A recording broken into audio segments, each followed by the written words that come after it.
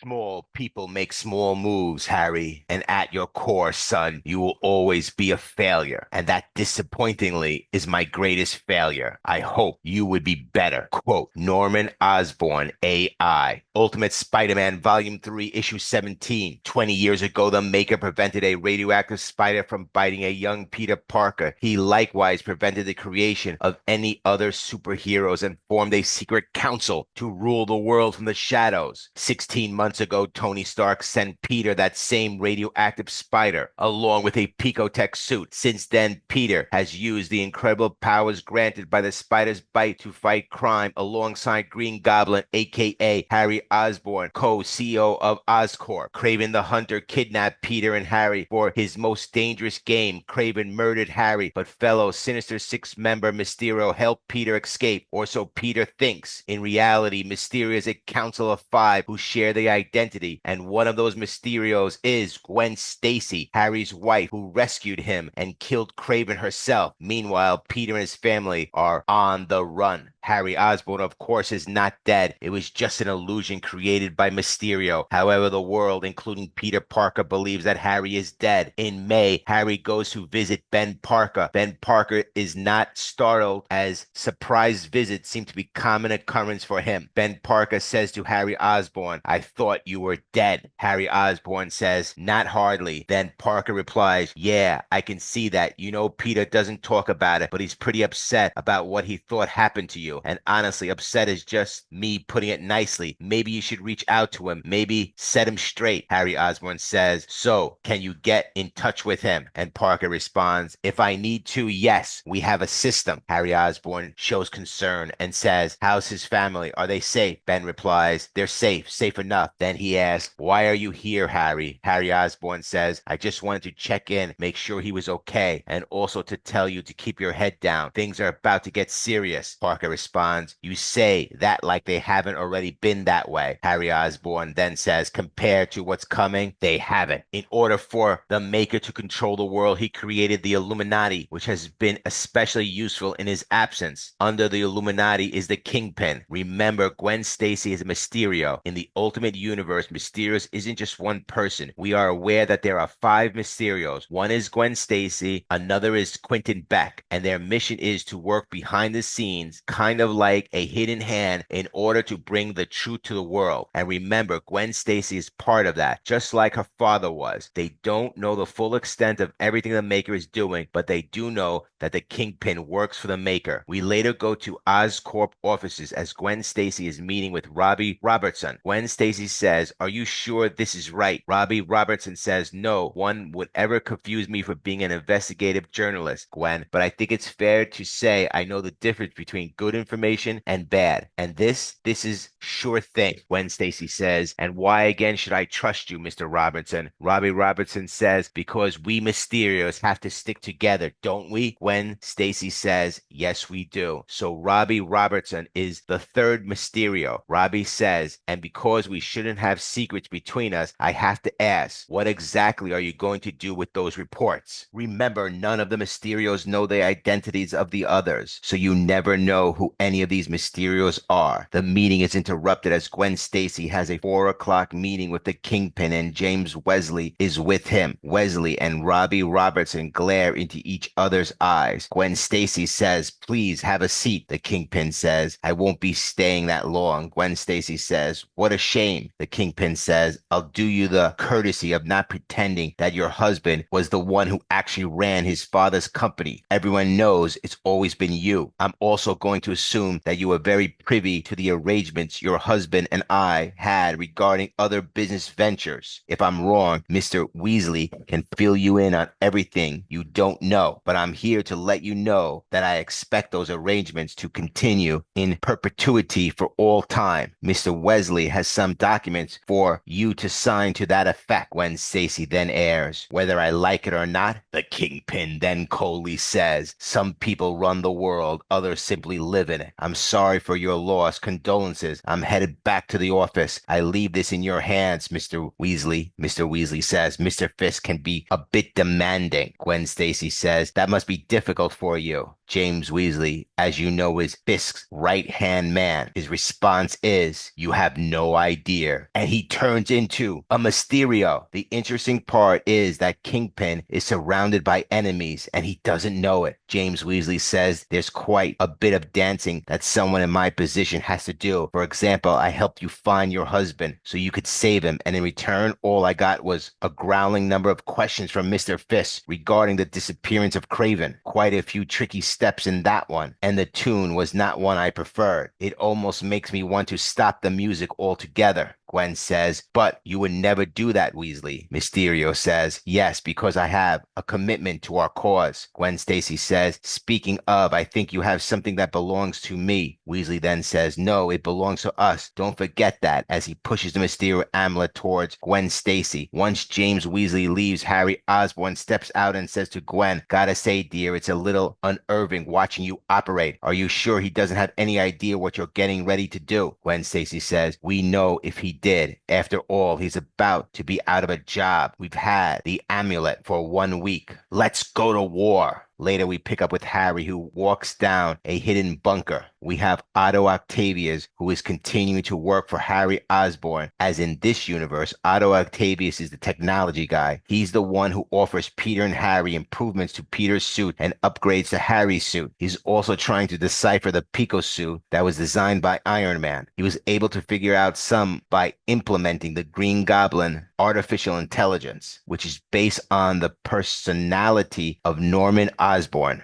Otto Octavius makes a point to Harry Osborn and says, the irony coming from a man in your position who is rich because you're a dead man whose wife is going to legally inherit everything you own. Didn't even cross your mind, did it? What would your father say now? Harry Osborn says, I guess we should ask him. Dr. Octavius says, the goblin armor is good to go. Diagnostics all in the green, but the suit's AI hasn't been active in months. Are you sure you're ready for this? Then Otto Octavius continues, before you do that, there's a few things I need. Harry Osborn says, do they cost money? Otto Octavius replies, of course. Look, Otto, of course I have money hidden away. That's how I pay for this place. But as you pointed out, it's finite. So make sure anything you ask for, you actually need. Otto Octavius says, I need a particle accelerator. And yes, I 100% need a pocket-sized nuclear reactor. Harry Osborn then says, what about the other thing I asked you to do? Otto Octavius replies, the Parker residence is locked down. I'm actually getting ready to finish installing the security system so we know if someone comes looking for them. Harry Osborn says, don't mess with their stuff, Otto. Harry Osborn chimes in, seriously, don't steal anything. Otto says, I can't believe you would say that to me. I've upgraded your suit. You've got rocket launchers now. Otto continues, don't forget about my reactor. This is obvious for Otto Octavius to get his tentacles. Harry Osborn assures him it's the first thing on the to-do list. As he looks at the Green Goblin suit, takes a deep breath, and says, all right then, let's get this over with. The AI Norman Osborn is loading as Harry Osborn puts on the helmet. The AI Norman Osborn says, what is this? You've been gone. Time has passed. What is it? Mapping changes in brain patterns, downloading memories. What is this? You were captured. You were beaten, broken. The AI Norman Osborn, showing no compassion toward his son, continues. A bad run is fortune looking the other way. A bad run is unexpected weather and unforeseen circumstances. You didn't even know who your wife was, which is no surprise, no great insight. After all, do you even know who you are? I realize. Do you even know what you are? I am tired of being ashamed of you. The AI, Norman Osborn, is still talking to his son and says, do you hear me, son? I am wary of this sham that haunts me. Even after my death, it's time to prove yourself once and for all. We pick up with the information Robbie Robertson gave to Gwen Stacy, specifically where Mr. Negative and his forces are operating. When they arrive, they literally blow a hole in the building. Harry's immediate response is, nobody's shooting. Why isn't anybody shooting? We just blew a hole in their building. But he quickly realized that none of them are holding guns. Gwen Stacy responds, it's too volatile an environment for guns. Gwen continues,